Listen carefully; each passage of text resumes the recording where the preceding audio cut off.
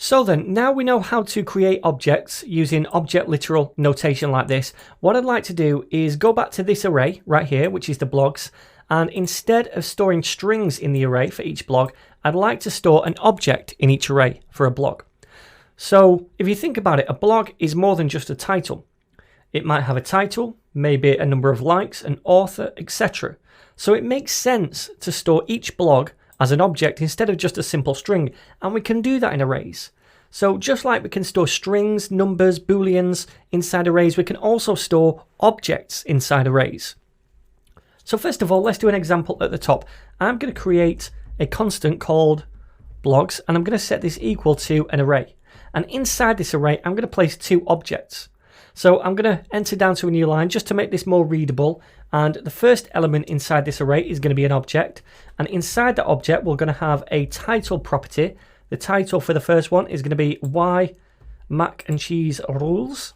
And then we're also going to have a likes property, which we'll set to 30. Now we could have other properties such as content and author and stuff like that, but I'm going to keep this simple for now. So this object is the first element inside this array, much like this string is the first element inside this array. So remember, elements are comma separated inside arrays. So let's do a comma. Let's do our second element inside the array, which is also an object, which represents another blog.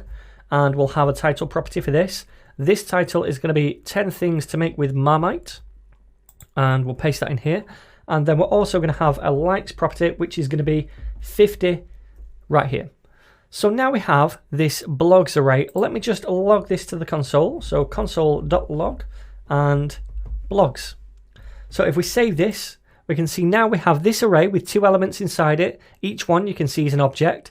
And when we expand this, the first one is this object and the second one is this object. So storing objects inside arrays is absolutely fine.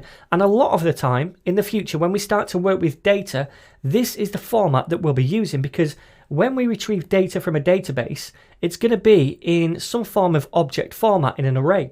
For example, we might have a movie website and we might have a collection of movies.